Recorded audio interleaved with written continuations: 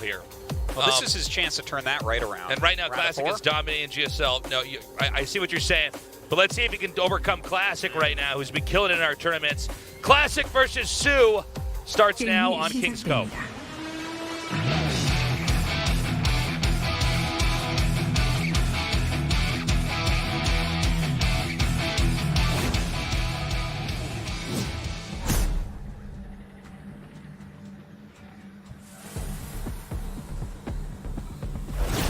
Makers Classic.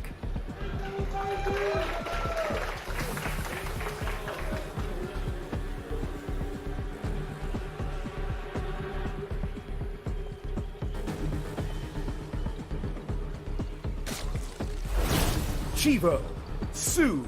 By the way, that picture he drew of Classic was great. And the fact that he says he was sleeping, but he had headphones on while he was in the military sleeping, I'm really confused about that part. Anyways, excited to see what these guys are going to do. The first map being Kings Cove, I think is actually... That's the most interesting map to start it on because it's kind of easy to defend everything here. Yeah. You know, there's definitely ways that you can get aggressive. Like there's some interesting Nidus plays that you can do. But for instance, an Immortal push, you have to go up ramps, right? Makes it a lot harder. In the mid game, the fourth base, it's super wide open. So it makes it harder to actually kill someone there. We normally get long games. From Pittsburgh, welcome. Right. Yeah, this is definitely going to be one where I think you're right. Third base could be a little bit safer. It's in a just a safer spot. This tends to reward, I think, a little bit more of the defensive play here. Yeah. So, like, for instance, if we're going to see... I think it's a decent map for a Stargate opener. You know, Immortal openers are all the rage, but I don't see that necessarily doing that well. I mean, you can always open Twilight if you want, but that is 99% of the time an all-in, right? So... Yeah. Unless it's, you know, a DT drop based off the Twilight, I guess. Yeah, let's see what Classic has up his sleeve here, because I think Sue can play a pretty regular game here and get into that late mid-game pretty cleanly. But yeah, the Stargate comes up. I'm not surprised to see that for this map. By the way, you know, to what we were talking about before the show, you know, with Classic being dominant in GSLs, especially lately, and then Sue just winning an IEM. Different tournaments here, right? There's so much prep time you get. Yeah. Coming into a match like this, and that's what makes me a little bit worried here for Sue. Whenever you see somebody win any of those marathon tournaments, first of all, that's incredible, right? I mean, the sheer stamina it takes to power through that and still come out on top when you're just standing on top of bodies of the other dead pros. Everybody who entered into that tournament, a very different beast than, you know, weekly or bi-weekly coming into an event. With just one opponent, a series of maps that you can plan for, and being able to research them and get their play styles. And it seems like especially Classic, almost more than anybody else. We saw Stats do this a little bit in the past, and even though we saw Mario do it over and over, it seemed like he was just good no matter what. It almost didn't seem like it was as much of a prepping thing as it was. He was like way ahead of the curve with Terran. I'm wondering what Sue's going to do here, because Classic is so good at the prep work. It's very true. I think he might be just about the best of that. Oh, okay. So I was going to comment that I was wondering if he could make an uglier, worse wall when he put up that second pylon, but looks like he just wants to bully wall. That's kind of like a Abyssal Reef wall in right there. But yeah, it is an interesting thing because I think for sure good Protoss players, for instance, Classic, as you say, so good at prepping. We saw the builds that he used against like Dark, for instance, in the round of 4 last season. Yeah. Ridiculous. Crazy. Like, he had that one triangle on the map that didn't get scouted by Overlords, and that's where everything was. Yeah. And it was like, oh, yeah, no, you really did your homework. You really did this Hidden well. on a hill, I think. Yeah, it was. Yeah. Kind of, it's funny, these spots where they'll hide it in plain sight, but it's like, yeah, the worker won't go there. He knows the one place. Overlord won't go there. Yeah, so the prep, I mean, it's interesting because people are coming up with different ideas. Like, is the prep really good for Terran? Well, maybe with aggressive plays. I think prep is good for aggressive plays, generally speaking. You know? You think so?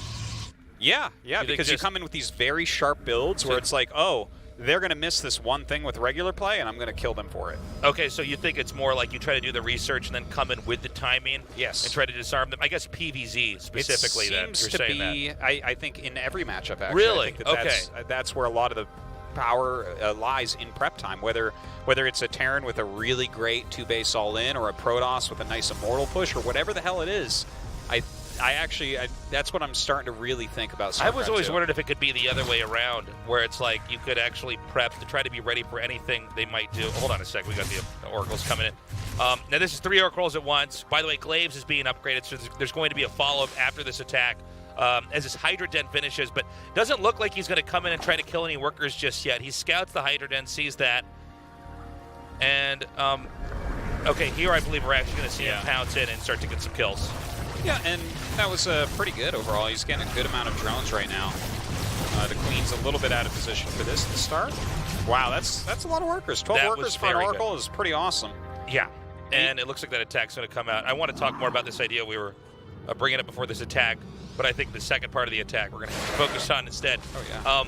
And so we have the Adepts coming across the map, shading south. Yeah, they could do pretty well, I think, against these Hydras coming in. Look at this. Now, the Oracle's actually diving on top of a Hydros. They're not getting too much damage overall. But what he's fighting against, I mean, there's no Banelings or anything, so these Adepts definitely have a lot of potential. Okay, the Adepts separated right now from the Stargate units. They're going to shade in, and it appears they're going to be going up the ramp now. Looks like they will target down one Queen before finishing that shade over here. And there's really nothing to defend right now. The last Hydra is picked off. Workers scrambling to get away, and even a little bit of a bottleneck position over there at the ramp. The Adepts continue to do damage, and I think the second shade, in fact, I think there's a third group of Adepts that are going to come in here at the third base. Yeah. The second group, excuse me. This that's is what I meant looking to say. like a dead Zerg to me right now. Yeah, I think Classic just straight up killed him. Yeah.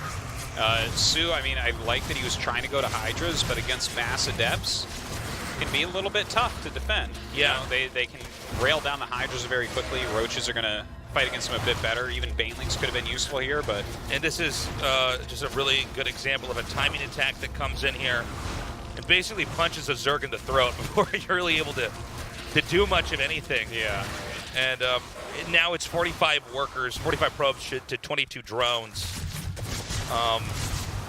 It's so much damage. It's so much damage. And with the Immortals coming in, the Robotech is kicked in.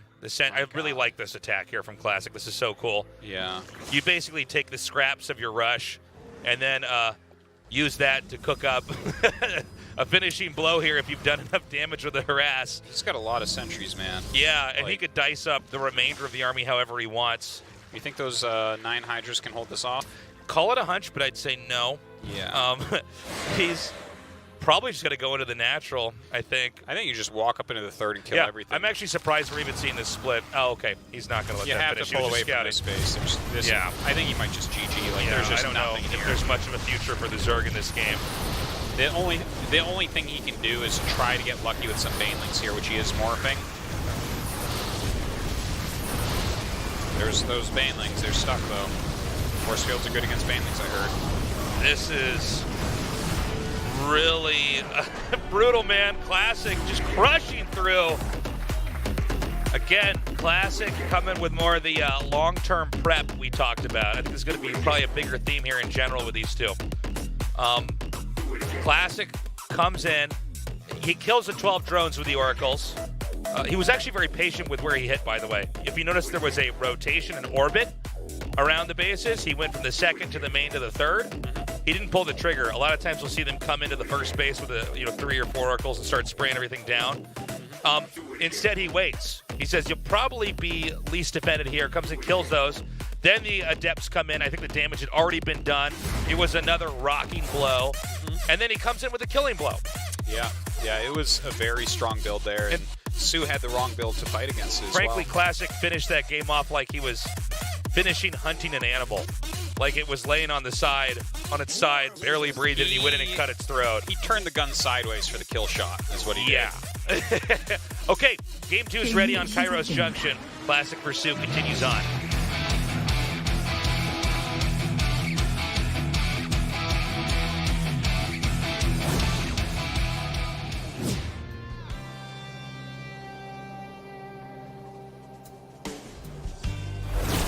Makers Classic.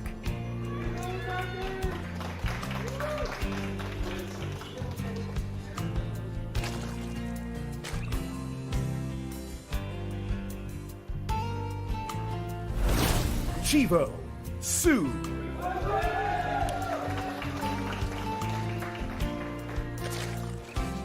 So, we were talking about this before that timing attack really kicked in, and then there was nothing but play-by-play to talk about. But you were saying you feel like prep tends to favor timing attacks, which I think is really interesting. I think you might be right about that. I think I'm so used to. Oh, hold on, that is a cool sign. Ooh, That's funny. Look, because sorry, I was just going to say that I think a lot of times you would expect someone who had a lot of time to prep, historically, in the way we think about RTSs, would win in a longer game. You'd be able to stop all the cheeses and kind of have an idea of what they're going to do. I think that,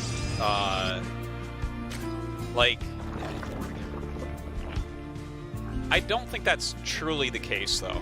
I think so. I mean, I think about this a lot. What prep is actually doing for people, and it, in my opinion, especially in StarCraft 2. Okay, I think StarCraft 2 is unlike a lot of other RTS games, including Brood War, in the fact that the counters are all harder in StarCraft 2. They all hit harder. Like the Immortal things snowball pretty fast. The Immortal beats armored units harder than anything beats anything in StarCraft 1 or other RTS games for the most part. I'm not going to speak. I'm trying to think of something in Warcraft 3, but the counters are very, very, very hard. Yeah. Like how badly Banelings can kill something, how badly Immortals can kill something. That type of thing when you think about it, right? So if you come in with some of these sharp, aggressive plays, like what we just saw there, right? Now, if Sue played against that build a bunch of times, if that was just normal in the meta, and Classic was coming in saying, I'm just going to do the builds that are good, the normal builds, and Sue practices against that regularly, maybe he just holds that. He already has the roaches out. He knows what to scout for and everything. But when you're just bringing, is that a build that we've seen this season or last season? No, it's not. That is a different build. That is slightly different, and it just bulldozed through Sue, who could not have possibly been ready because he can't read minds. He doesn't know what Classic's going to bring. That's a really okay. I really like what you're saying here, because StarCraft 1, things kind of just move slower, even though it's still a very fast game. Fights happen a little bit more slowly. It takes a while for the game to pick up. You start with 4 workers. None of the units really counter each other as hard as in here. Whereas the Adepts run into what Sue had, and it's like, oh, get out of here. Yeah, and I guess once the damage, because fights by nature in StarCraft 2 happen so quickly, and you're controlling so many units at once. I guess once you start to get the edge, things start to pop off pretty quickly. And maybe you're right about that. Maybe that's an interesting way to put it. I'm sure it's not a universal, but it seems like it could be a general idea of preparation. But I wonder how much that is matchup specific as well. There's certain matchups. I mean, for instance, Zerg, unless they immediately do something and try to change the trajectory of a game early on to do an attack, it seems like Zerg is generally the one that is trying to defend and hold off in the right way so that they can still develop and grow.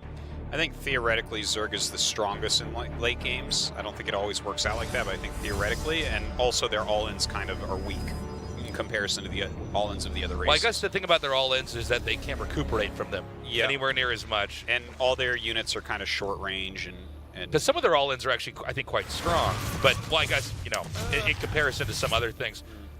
Now, I do want to mention this build, right? Now, that's a fake right there, those two gases. This is basically Goblin's build from WCS that we're seeing here from Classic. Charge Immortal all in. He's got almost no gas. Will he cancel these? No, he's just going to let him finish. Okay.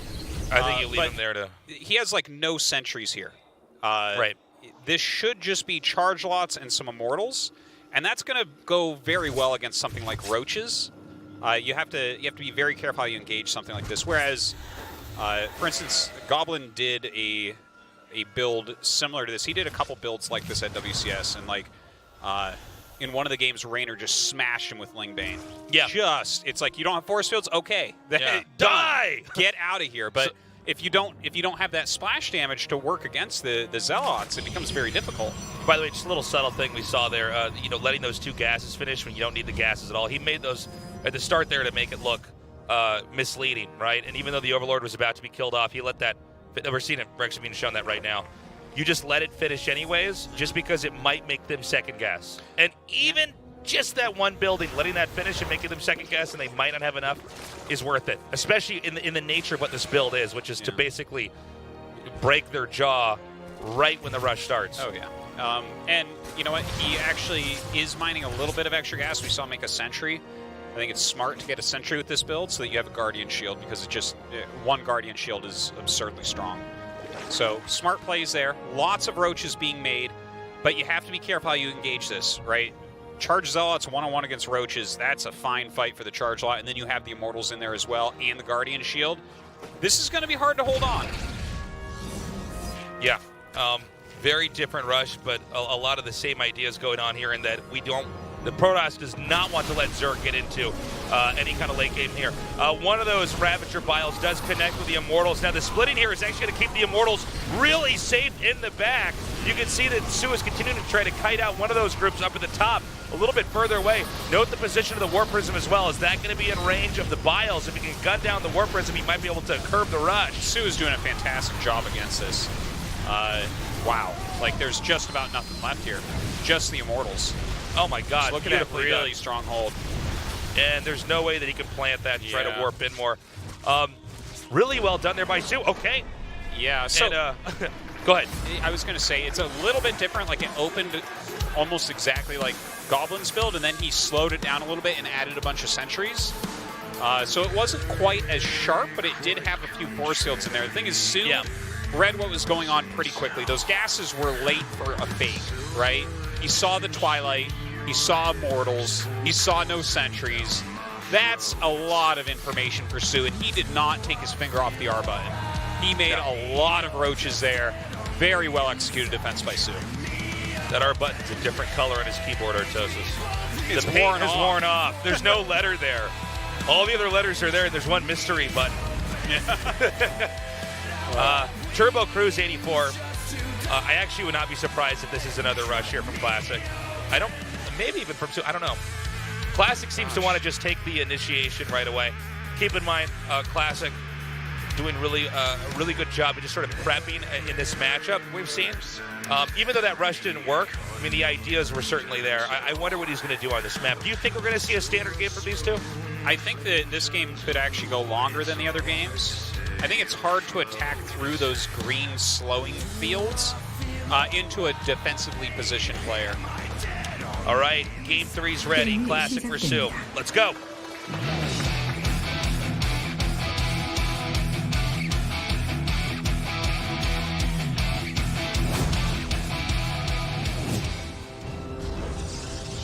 Oh. Okay. Makers Classic. This is going to end too quickly. This is going to be Listen, fast. guys, when this series is done, tell them to stay in their booths, and we're going to make them play Archon mode a couple times on the ladder. Just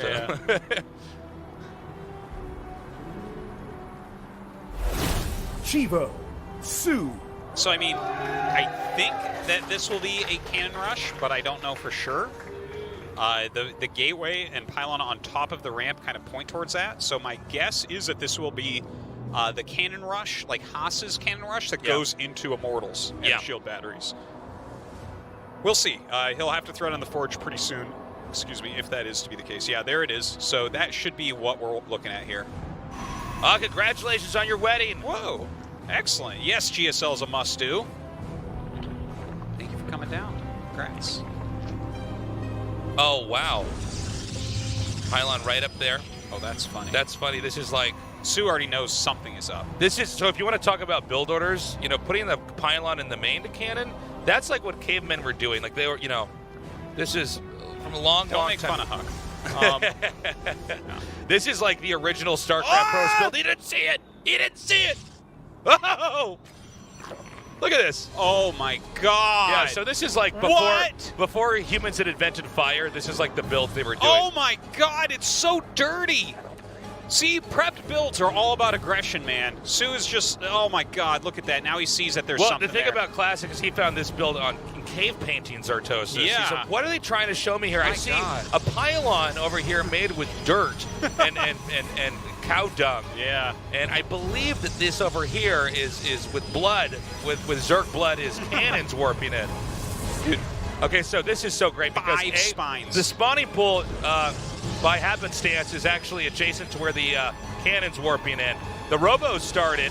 The hatchery in the main and the hatchery in the natural are basically cut off from each other because of the placement of the cannons. Did you see this, by the way? Look at this clutch play from Classic. He sees how many spines are being made with this second probe, and Yeah. he canceled the robo to build more batteries and cannons. Yeah. Realizing that Sue is almost all in with the spines. So all he has to do is stop him. Now look at this. He's trying to block them from burrowing, and he actually slows them quite a bit. Look at that one that gets way out of position. Oh my god. Great blocking there with the probes.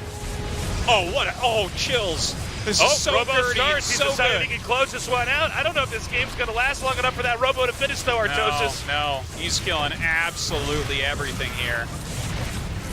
These spines never had a chance. What's it? I mean, GG. yeah. All right, what time is it? Let me check my phone. All right, so we've been live for 30 minutes.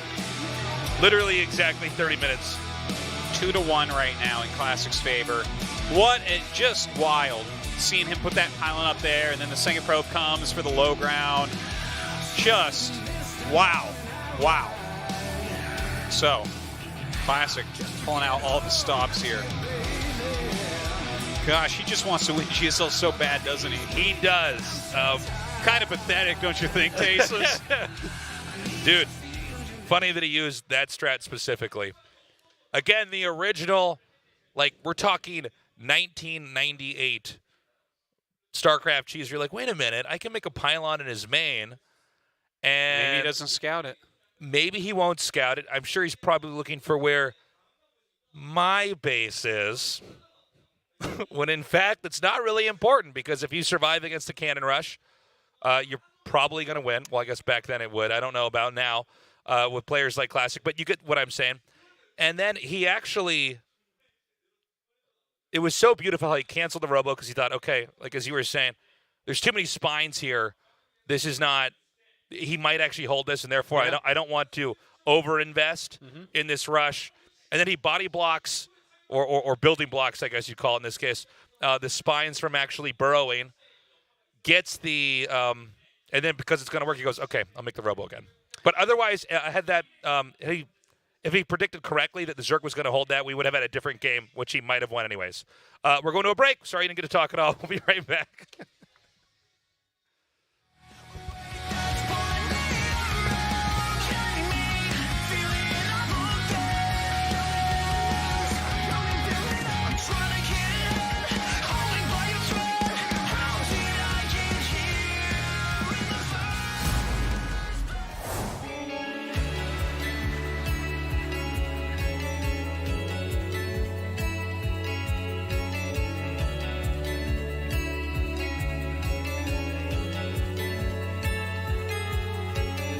You take all my cares away.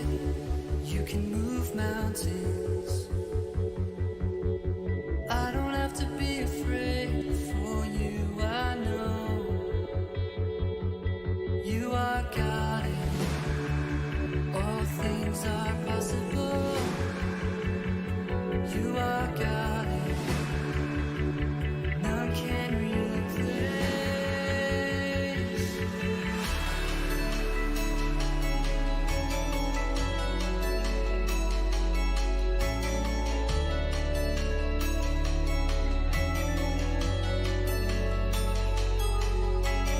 You take all my cares away.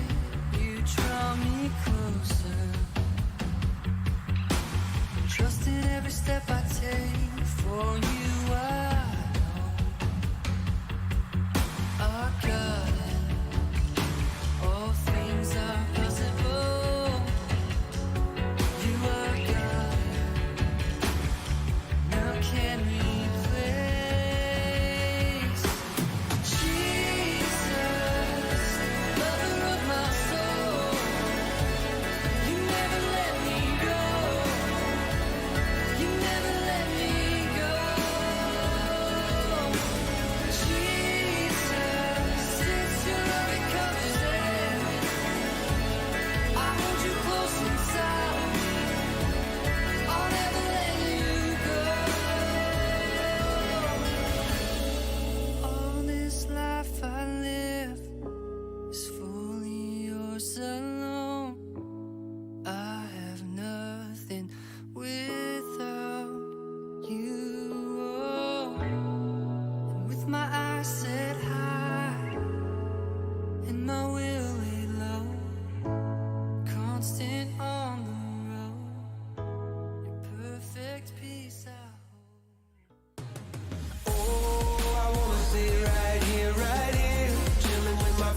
another year. I would walk away from the spotlight for the good life. Oh, come on, turn your hate into poetry, pain into power, enemies to friends, and your minutes into hours. I would walk away from the spotlight for the good life, for the good life. And they all said I was crazy for leaving my money, but it never made me happy alive. Life is just too short to never do what you want to. What do you want to do? Oh, I wanna stay right here, chilling with my friends for another year. I would walk away from the spotlight for the good life. Oh, come on, turn your hate into poetry, pain into power, enemies to friends, and your minutes into hours. I would walk away from the spotlight for the good life, for the good life.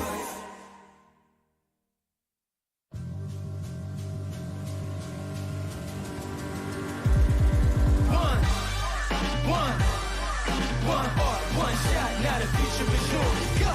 Yeah, I was building on the lecture. Verses coming daily under pressure.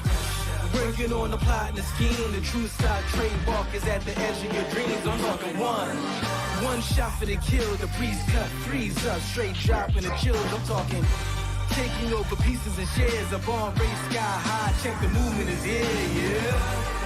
Yeah. It's one art, one shot, now the future is yours. Go! Yeah. It's one art, one shot, now the future is yours. Go! It's one art, one shot. I'm turning dreams into reality. In the lab with the formula and chemistry. The memories spark and motivate and make the industry shake. We put the bars in the brakes. I'm talking one chance at best, yes. Painting pictures for the culture, keep the brushes fresh. Flip the color, work the drummer, passion never rests. Freedom is a teacher under pressure, now we blessed. See, I was so go for the go. It's one art, one shot, now the future is yours. Go! Yeah. It's one art, one shot, now the future is yours. Go!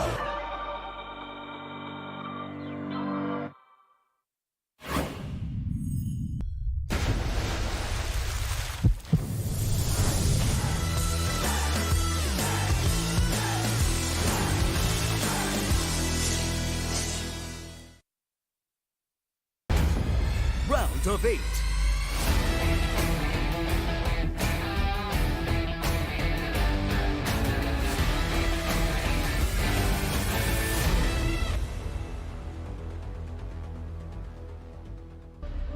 ...2019 Mountain Dew GSL Season 2. Codex. Renaissance. What's up, everybody? We're back here at the GSL, and I mean, this has gone so fast. We were mentioning it earlier. We just went through 3 StarCraft 2 games, as well as the intro, the in-between camera shots of the studio, and we went to commercial. That took a total of 30 minutes. That's how fast Classic Pursue has been. Well, Classic's just going all in every single game so far. I'm hoping we're going to slow down here, Artosis. I'm getting older. New Repugnancy and Thunderbird? Maybe Thunderbird, man. We could see a longer game there. New Repugnancy, I'm not as sure on. Every game, by the way, Classic is the initiator. Yes. Classic is executing a kill attack. And one game Sue survives, and the other 2 not so far. And I got to say, I think Sue looks a little bit shocked this is even going this fast. Yeah.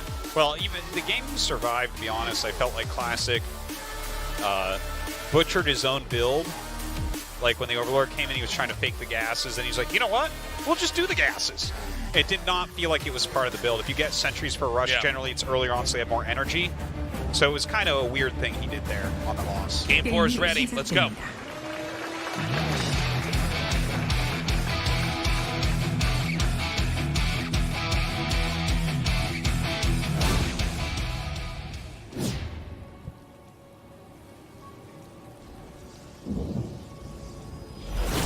Makers Classic.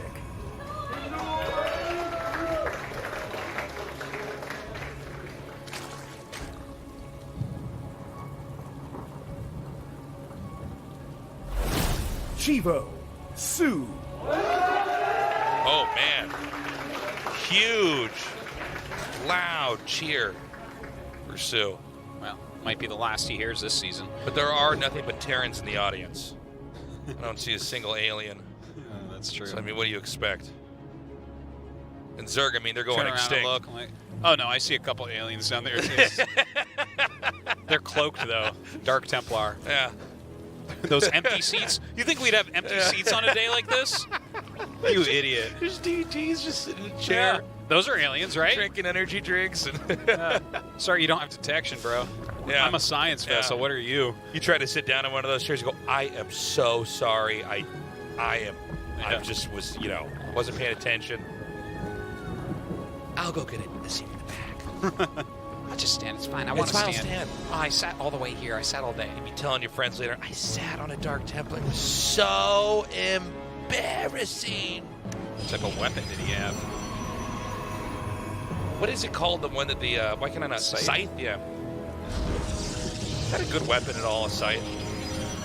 If I had a scythe, I could kill you with it for sure. So yeah, I would say it's a good weapon. I don't know if that's true, Artosis. I think I'd run through a door and you'd bounce off it with that scythe. I don't Might think be wrong. I think you'd scream and I would just cut you in half with it. I think that's what would happen. You try to run through How the do you door, even but attack my somebody scythe with a is scythe? long. You swing it at him. Is it supposed to be pointed at him, or does it point away and the blade You cuts can do him? either. Really? Yeah. Oh, well, wow. Never if, mind. Amazing But weapon. you would. I don't think you'd stab it as often, right? That would be a spear. Okay, if you had a So spear, you're supposed you'd to stab spin it like a bow, like Donatello, and then you could do the pointy end. I mean, cuts if you him? want to show off, sure. Yeah. You're like that kid that tries to use nunchucks and hits himself in the head with them. Me tastes. I just slash it down once, cut you in half. Yeah. Robo, by the way. No big surprise there. Yep. In line with kind of the theme here for Classic versus Sue. Classic going for very aggressive attacks. Yeah. Does not want to go into any late game here. Does not want to let Sue do whatever he's practiced here. It's all going to be up to whether or not Sue can, absorb the blows that Classic is trying to deal and then come out on top. Yeah, it's probably just going to be one blow, but interesting. He like blocked the drone, and Sue took the third over there. I almost feel like you'd prefer them take the other third because then you're attacking down a hill instead of up a hill. But what do I know? All right, so the Prism is on the way, making a sentry right now. Obviously wants to clear this Overlord ASAP. Another Overlord getting ready for that scout. Very nice scout pattern we're looking at from him. Gonna try to sneak up with it, I think. Oh my god, it's double Stargate. Very cute. Okay, so hold on. The Robo was on the left-hand side of the main, right? Yes. It's like Okay, so very, he was very out looking there. for it to get scouted. This is... that too obvious of a play? Is it just, to put it that But far he out didn't there? even see it. So then he sent the, Oh, well, he saw the Prism, so whatever. I should shut up. Right. But Anyways. I was wondering if he sends the Prism down there to... He's like, all right, look, see, I got a Robo. Well, it's very normal to use the Prism to clear the Overlord, but yeah, look at this scout pattern. This scout pattern will probably win Sue the game, to be honest. I think because so. This build isn't really that good. No, This he is- turns around. Oh my god. Well, he sees gases. And now, the fact that he didn't go all the way, but he saw the gases, probably means that he'll prepare heavily for the rush thinking it's going to be sentry heavy.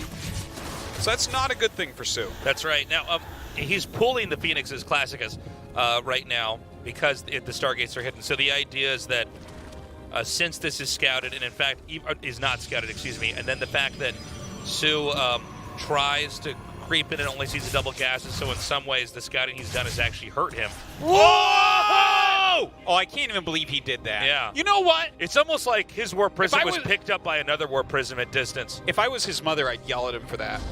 Like, seriously? Like, no, nothing happened, Mom. I'm like, listen, you took a stupid risk. Is one adept worth your Prism's life? And then you should say, and also don't call me Mom. No, I'd be fine with him calling me Mom. Oh. Speaking of which, I just spilled my drink. All right, moving on. Oh my God, tasteless. There goes okay, goes so my he now Mountain Dew. scouts it. Okay, so this is going to be hard for him. It's a pretty heavy build order advantage right now for Classic. I think it's still somewhat playable. You're going to have to make a bunch of spores. And just to mention, to give proper props, this is actually Heroes build. This is just a variation on Heroes build that he used against Scarlet in Season 1 of this year. But very, very tricky. You make them go roaches, basically. You make it seem like there's going to be a very aggressive Immortal push, and then you make a bunch of Phoenixes because they're good. Okay, we see those Phoenixes coming here now. Really good control here by Classic, just pulling the weakened Phoenix away, the one that has no shields. So suffering no losses there. 2 more are going to join in with the fleet. And I gotta say, Classic is playing a really, not just beautiful game here, but beautiful series. Yeah, no, he really is. Sue is making the Spire, and I believe that we just flew over that. So Classic should know.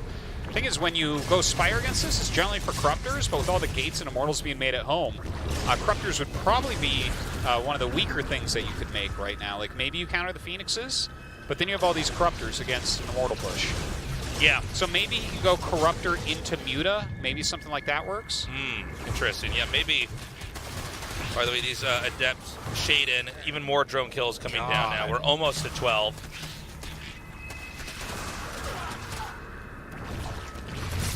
You know, whenever you hide Phoenixes like this and they don't get a good read on it, the amount of damage that they do is just incredible.